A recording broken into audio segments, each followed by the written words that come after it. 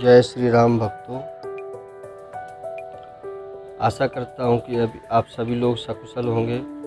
सभी भक्तों को मेरा प्रणाम, मेरे गुरु एवं मेरे इष्ट को मेरा प्रणाम। हे भक्तों, श्री रामचरितमानस कथा को शुरू करने से पहले आप लोगों से अनुरोध है कि अगर आपने अभी तक हमारे चैनल को सब्सक्राइब नहीं किया है तो सब्सक्राइब कर लें और घंटी वाले बटन को प्रेस करें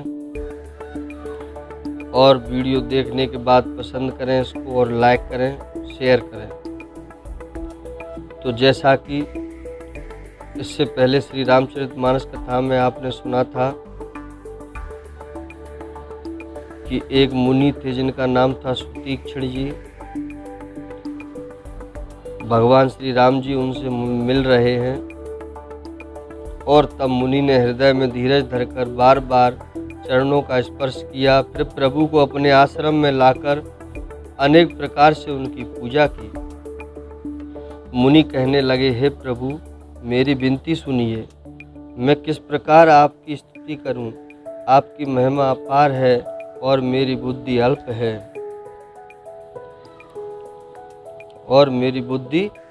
है, जैसे सूर्य के सामने जुगनू का उजाला। हे नील कमल की माला के समान श्याम शरीर वाले, हे जटाओं का मुकुट और मुनियों के बतकल वस्त्र पहने हुए, हाथों में धनुष बाण लिए तथा कमर में तरकस कसे हुए श्री राम जी, मैं आपको निरंतर नमस्कार करता हूँ। जो मोह रूपी घने वन को जलाने के लिए अग्नि है, संत रूपी कमलों के वन को प्रफुल्लित करने के लिए सूर्य हैं, राक्षस रूपी हाथियों के समूह को पछाड़ने के लिए सिंह हैं और भव आवागमन रूपी पक्षी के मारने के लिए बाज रूप हैं, वे प्रभु सदा हमारी रक्षा करें।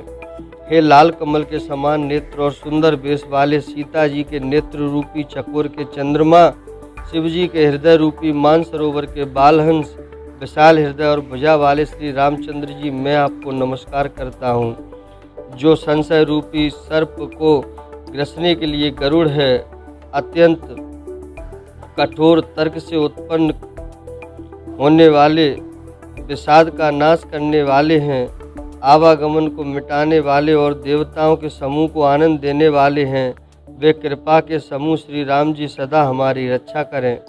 हे निर्गुण सगुण विषम और समरूप, हे ज्ञान बाणी और इंद्रियों से अतीत, हे अनुपम निर्मल संपूर्ण दोष रहित, अनंत एवं पृथ्वी का भार उतारने वाले श्री रामचंद्र जी, मैं आपको नमस्कार करता हूँ। जो भक्तों के लिए कल्प वृक्ष के बगीचे हैं, क्रोध लोभ मद और काम को डराने वाले हैं, अत्यंत ही चतुर और संसार रूपी समुद्र से तारने के लिए सेतु रूप है, वे सूर्य कुल की ध्वजा श्री रामचंद्र जी सदा मेरी रक्षा करें। जिनकी भुजाओं का प्रताप अतुलनीय है, जो बल के धाम हैं, जिनका नाम कलयुग के बड़े भारी पापों का नाश करने वाला है, जो धर्म के कवच रक्षक हैं और जिनके गुण समूह आनंद देने वाले हैं, वे श्री राम जी निरंतर मेरे कल्याण का विस्तार करें। यद्यपि आप निर्मल व्यापक अविनाशी और सबके हृदय में निरंतर निवास करने वाले हैं, तथापि हे खरारी श्री रामचंद्र जी, लक्ष्मण जी और श्री सीता जी सहित वन में विचरने वाले, आप इसी रूप में मेरे हृदय में निवास कीजिए। हे स्वामी, आपको जो सगुण निर्गुण और अंतर्यामी जानते हों वे जाना करें। मेरे हृदय को तो कौशलपति कमल नयन श्री राम जी ही अपना घर बनावें। ऐसा अभिमान भूलकर भी न छूटे कि मैं सेवक हूँ और श्री रघुनाथ जी मेरे स्वामी हैं। मुनि के वचन सुनकर श्री राम जी मन में बहुत प्रसन्न हुए। तब उन्होंने हर्षित होकर श्रेष्ठ मुनि को हृदय से लगा लिया और कहा, हे मुनि, मुझे परम प्रसन्न जानो, जो वर मांगो वही मैं तुम्हें दूं। मुनि सुतीक्षण जी ने कहा, मैंने तो वर कभी मांगा ही नहीं, मुझे समझ ही नहीं पड़ता कि क्या झूठ है और क्या सत्य है, क्या मांगूं क्या नहीं। अतः हे रघुनाथ जी, हे दासों को सुख देने वाले, आपको जो अच्छा लगे मुझे वही दीजिए। श्री रामचंद्र जी ने कहा, हे मुनि, तुम प्रगाढ़ भक्ति, वैराग्य, विज्ञान और समस्त गुणों तथा ज्ञान के निधान हो जाओ। तब मुनि बोले, प्रभु ने जो वरदान दिया वह तो मैंने पा लिया, अब मुझे जो अच्छा लगता है वह दीजिए। हे प्रभु, हे श्री राम जी, छोटे भाई लक्ष्मण जी और सीता जी सहित धनुष बाणधारी आप निष्काम स्थिर होकर मेरे हृदय रूपी आकाश में चंद्रमा की भांति सदा निवास कीजिए। एवं मस्तु, ऐसा ही हो। ऐसा उच्चारण कर लक्ष्मी निवास श्री रामचंद्र जी हर्षित होकर अगस्त ऋषि के पास चले। तब सुतीक्षण जी बोले, गुरु अगस्त जी का दर्शन पाए और इस आश्रम में आए मुझे बहुत दिन हो गए। अब मैं भी प्रभु आपके साथ गुरु जी के पास चलता हूँ। इसमें हे नाथ, आप पर मेरा कोई एहसान नहीं है। मुनि की चतुरता देखकर कृपा के भंडार श्री राम जी ने उनको साथ ले लिया और दोनों भाई हंसने लगे। रास्ते में अपनी अनुपम भक्ति का वर्णन करते हुए देवताओं के राजराजेश्वर श्री राम जी अगस्त मुनि के आश्रम पर पहुँचे। सुतीक्षण तुरंत ही गुरु अगस्त जी के पास गए और दंडवत करके ऐसा कहने लगे, हे नाथ, अयोध्या के राजा दशरथ जी के कुमार जगदाधार श्री रामचंद्र जी छोटे भाई लक्ष्मण जी और सीता जी सहित आपसे मिलने आए हैं, जिनका हे देव आप दिन रात जाप करते हैं। यह सुनते ही अगस्त जी तुरंत ही उठ दौड़े।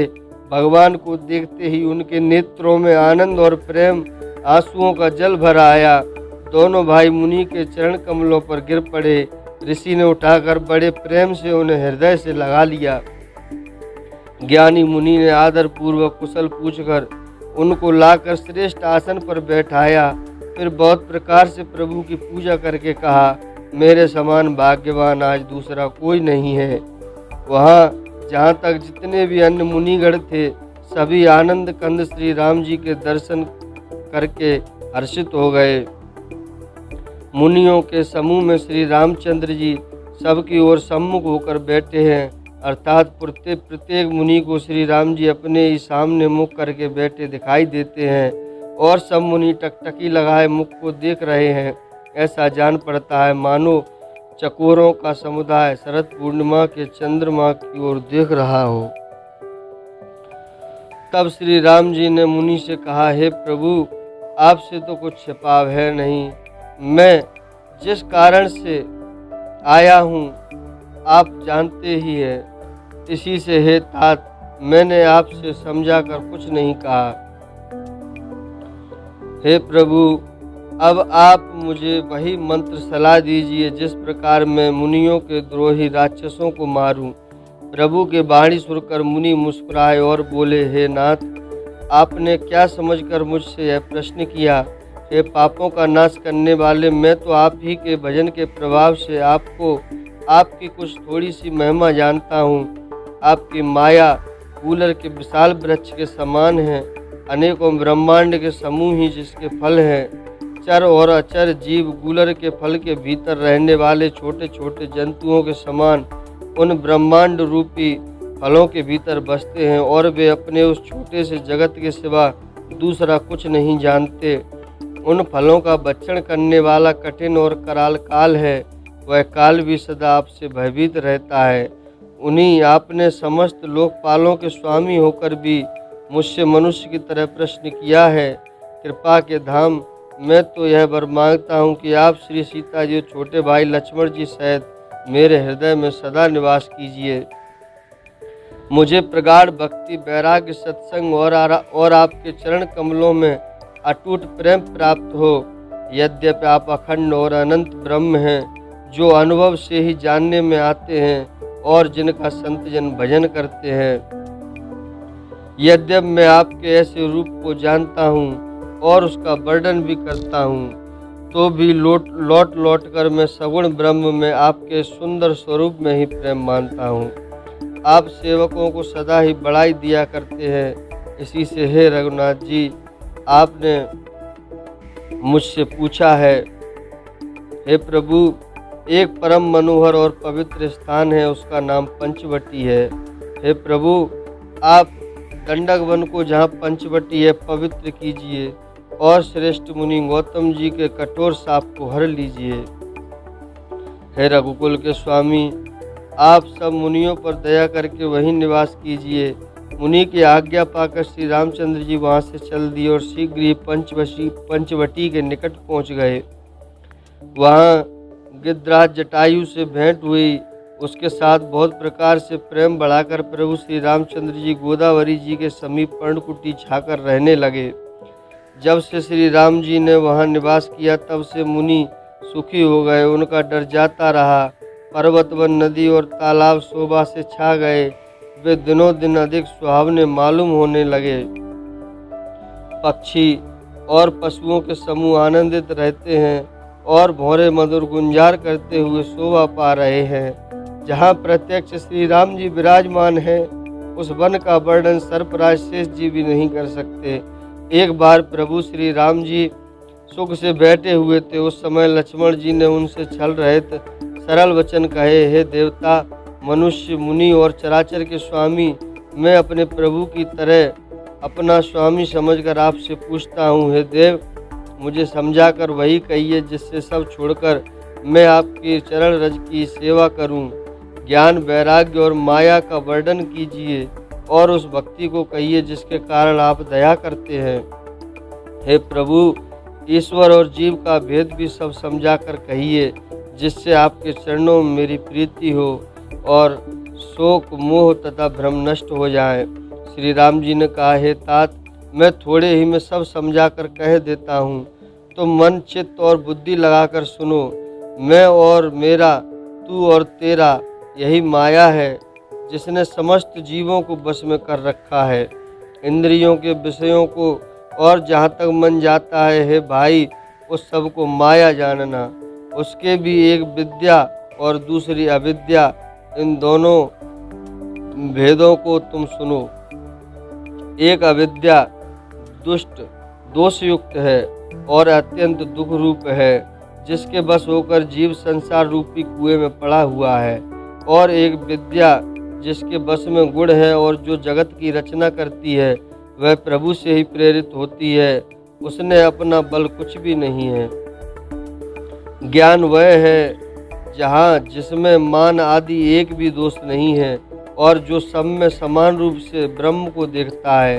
हे तात, उसी को परम वैराग्यवान कहना चाहिए, जो सारी सिद्धियों को और तीनों गुणों को तिनके के समान त्याग चुका हो, जिसमें मान, दंभ, हिंसा, क्षमा, राहित्य, टेढ़ापन, आचार्य सेवा का अभाव, अपवित्रता, स्थिरता, मन का निग्रहित न होना, इंद्रियों के विषय में आसक्ति, अहंकार, जन्म, मृत्यु, जरा, व्याधि में जगत में सुख, वृद्धि, स्त्री, पुत्र, घर आदि में आसक्ति तथा ममता, इष्ट और अनिष्ट की प्राप्ति में हर्ष, शोक, भक्ति का अभाव, एकांत में मन न लगना, विषयी मनुष्य के संग में प्रेम, ये 18 न हो, और नित्य अध्यात्म, आत्मा में स्थिति तथा तत्व ज्ञान के अर्थ, तत्व ज्ञान के द्वारा जानने योग्य परमात्मा का नित्य दर्शन हो,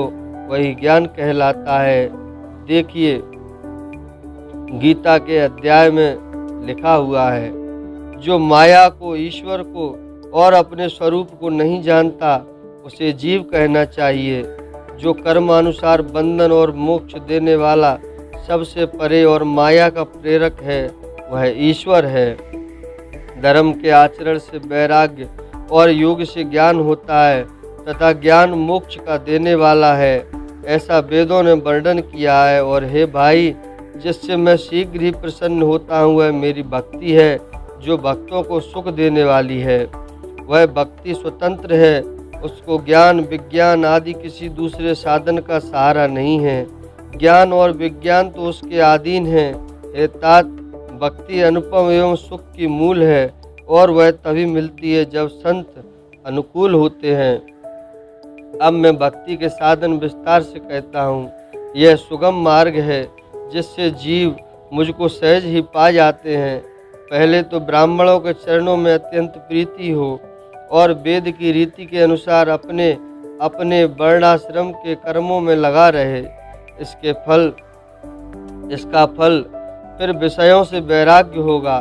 तब वैराग्य होने पर मेरे धर्म, भागवत धर्म में प्रेम उत्पन्न होगा।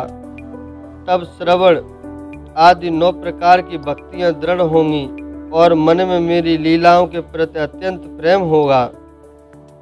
जिसका संतों के चरण कमलों में अत्यंत प्रेम हो, मन वचन और कर्म से भजन का दृढ़ नियम हो, और जो मुझको ही गुरु, पिता, माता, भाई, पति और देवता और सब कुछ जाने और सेवा में दृढ़ हो। मेरा गुण गाते समय जिसका शरीर पुलकित हो जाए, वाणी गदगद हो जाए और नेत्रों से प्रेम आंसुओं का जल बहने लगे, और काम, मद और दंभ आदि जिसमें न हो, हे भाई, मैं सदा उसके बस में रहता हूँ। जिनको कर्म, वचन और मन से मेरी ही गति है, और जो निष्काम भाव से मेरा भजन करते हैं, उनके हृदय कमल में मैं सदा विश्राम किया करता हूँ।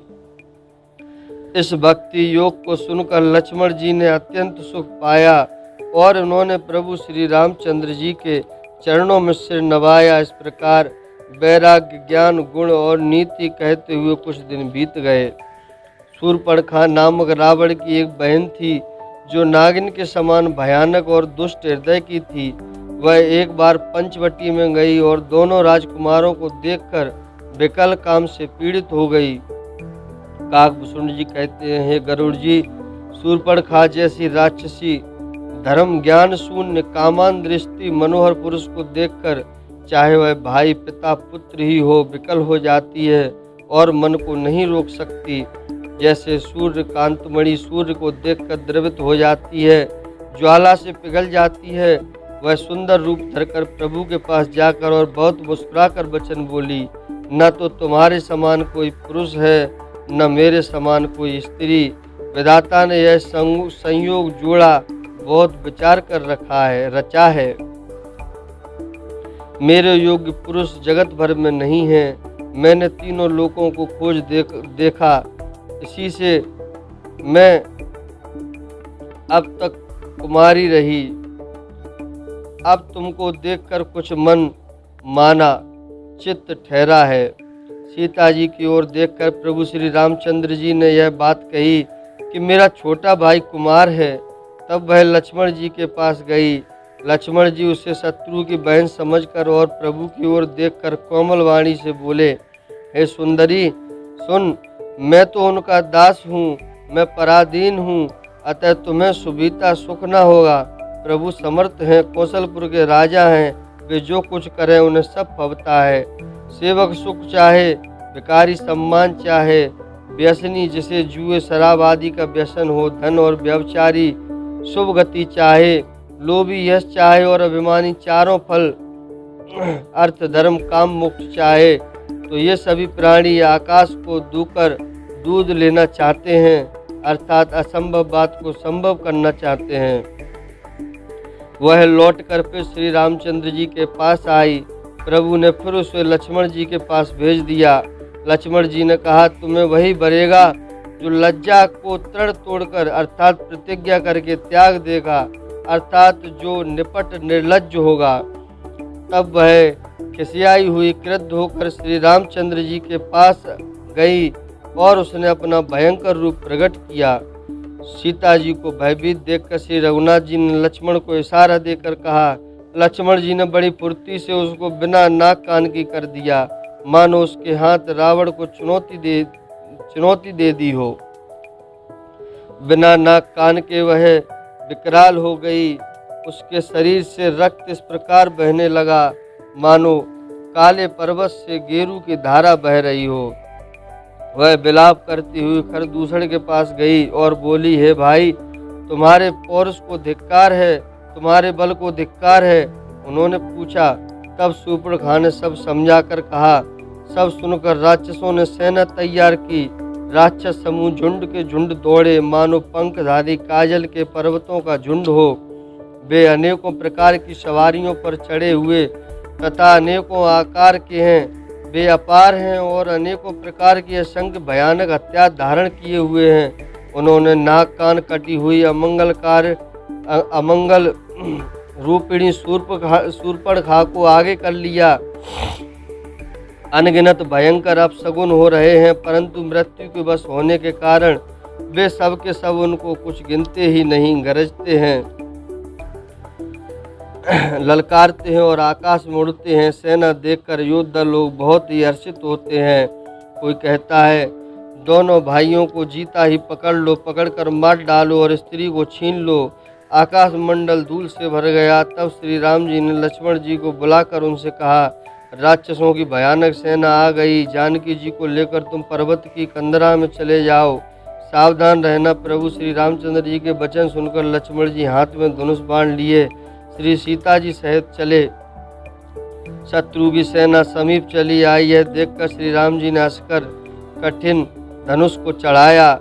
कठिन धनुष चढ़ाकर सिर पर जटा का जूड़ा बांधते हुए प्रभु कैसे शोभित हो रहे हैं, जैसे मरकतमणि पन्ने के पर्वत पर करोड़ों बिजलियों से दो सांप लड़ रहे हों। कमर में तरकस कसकर विशाल भुजाओं में धनुष लेकर और बाण सुधार कर प्रभु श्री रामचंद्र जी राक्षसों की ओर देख रहे हैं। मानो मतवाले हाथियों के समूह को आता देखकर सिंह उनकी ओर ताक रहा हो। पकड़ो पकड़ो पुकारते हुए राक्षस योद्धा बाघ छोड़कर बड़ी तेजी से दौड़ते हुए आए और उन्होंने श्री राम जी को चारों ओर से घेर लिया। जैसे बाल सूर्य उदयकालीन सूर्य को अकेला देखकर मंदेह नामक दैत्य घेर लेते हैं। सौंदर्य माधुर्य निधि प्रभु श्री राम जी को देखकर राक्षसों की सेना थकित रह गई। वे उन पर बाण नहीं छोड़ सके। मंत्री को बुलाकर खरदूषण ने कहा, यह राजकुमार कोई मनुष्यों का भूषण है। जितने भी नाग असुर देवता मनुष्य और मुनि हैं, उनमें से हमने न जाने कितने ही देखे, जीते और मार डाले हैं। पर हे सब भाइयों सुनो, हमने जन्म भर में ऐसी सुंदरता कहीं नहीं देखी। यद्यपि इन्होंने हमारी बहन को कुरूप कर दिया, तथापि ये अनुपम पुरुष वध करने योग्य नहीं है। छिपाई हुई अपनी स्त्री हमें तुरंत दे दो और दोनों भाई जीते जी घर लौट जाओ। मेरा यह कथन तुम लोग उसे सुनाओ और उसका वचन उत्तर सुनकर शीघ्र लाओ। दूतों ने जाकर यह संदेश श्री रामचंद्र जी से कहा। उसे सुनते ही श्री रामचंद्र जी मुस्कुराकर बोले, हम क्षत्रिय हैं, वन में शिकार करते हैं और तुम्हारे शरीर के दुष्ट पशुओं को तो ढूंढते ही फिरते हैं। हम बलवान शत्रु को देखकर नहीं डरते। लड़ने को आवे तो एक बार तो हम काल से भी लड़ सकते हैं। यद्यपि हम मनुष्य हैं, परंतु दैत्य कुल का नाश करने वाले और मुनियों की रक्षा करने वाले हैं। हम बालक हैं, परंतु हैं दुष्टों को दंड देने वाले। यदि बल न हो तो घर लौट जाओ। संग्राम में पीठ दिखाने वाले किसी को मैं नहीं मारता। रण में चढ़ आकर कपट चतुराई करना और शत्रु पर कृपा करना, दया दिखाना तो बड़ी भारी कायरता है। दूतों ने लौटकर तुरंत सब बातें कहीं, जिन्हें सुनकर खरदूषण का हृदय अत्यंत जल उठा। तब उन्होंने कहा, पकड़ लो, कैद कर लो। यह सुनकर भयानक राक्षस योद्धा बाण, धनुष, तोमर, शक्ति, शूल, कृपाण, पारिक और फरसा धारण किए हुए दौड़ पड़े। प्रभु श्री रामचंद्र जी ने पहले धनुष को बड़ा कठोर, घोर और भयानक टंकार किया, जिसे सुनकर राक्षस बहरे और व्याकुल हो गए। उस समय उन्हें कुछ भी होश न रहा। फिर वे शत्रु को बलवान जानकर सावधान होकर दौड़े और श्री रामचंद्र जी के ऊपर बहुत प्रकार से अस्त्र शस्त्र बरसाने लगे। श्री रघुवीर जी ने उनके हथियार को तिल के समान टुकड़े टुकड़े करके काट डाला। फिर धनुष को कान तक तान कर अपने तीर छोड़े। तब भयानक बाण ऐसे चले मानो फुफकारते हुए बहुत से सर्प जा रहे हैं। श्री रामचंद्र जी संग्राम में क्रुद्ध हुए और अत्यंत तीक्ष्ण बाण चले। अत्यंत तीक्ष्ण बाणों को देखकर राक्षस भी पीठ दिखाकर भाग चले। तब खरदूषण और त्रिशरा तीनों भाई क्रुद्ध होकर बोले, जो रण से भागकर जाएगा उसका हम अपने हाथों से वध करेंगे। तब मन में मरना ठान कर भागते हुए राक्षस लौट पड़े और सामने होकर वे अनेकों प्रकार के हथियारों से श्री राम जी पर प्रहार करने लगे। शत्रु को अत्यंत कुपित जानकर प्रभु ने धनुष पर बाण चढ़ाकर बहुत से बाण छोड़े, जिनसे भयानक राक्षस कटने लगे। उनकी छाती, सिर, भुजा, हाथ और पैर जहाँ तहाँ पृथ्वी पर गिरने लगे। बाण लगते ही वे हाथी की तरह चिंगाड़ते हैं। उनके पहाड़ के समान धड़ कट कट कर गिर रहे हैं। योद्धाओं के शरीर कटकर सैकड़ों टुकड़े हो जाते हैं। वे फिर माया करके उठ खड़े होते हैं। आकाश में बहुत सी भुजाएं और सिर उड़ रहे हैं तथा बिना सिर के धड़ दौड़ रहे हैं। चील या क्रोंच, कौवे आदि पक्षी और सियार कठोर और भयंकर कट-कट शब्द कर रहे हैं। सियार कटकटाते हैं। भूत प्रेत और पिशाच खोपड़ियां बटोर रहे हैं अथवा खप्पर भर रहे हैं। वीर बेताल खोपड़ियों पर ताल दे रहे हैं और योगनियां नाच रही हैं। श्री रघुवीर के प्रचंड बाण योद्धाओं के वक्ष स्थल, भुजा और सिरों के टुकड़े टुकड़े कर डालते हैं। उनके धड़ जहां तहां गिर पड़ते हैं, फिर उठते और लड़ते हैं और पकड़ो पकड़ो का भयंकर शब्द करते हैं। आतड़ियों के एक छोर को पकड़कर गीद उड़ते हैं और उन्हीं का दूसरा छोर हाथ से पकड़कर पिशाच दौड़ते हैं। ऐसा मालूम होता है मानो संग्राम रूपी नगर के निवासी बहुत से बालक पतंग उड़ा रहे हों। अनेकों योद्धा मारे और पछाड़े गए, बहुत से जिनके हृदय विदीर्ण हो गए हैं पड़े करा रहे हैं। अपनी सेना को व्याकुल देखकर त्रिशरा और खरदूषण आदि योद्धा श्री राम जी की ओर मुड़े।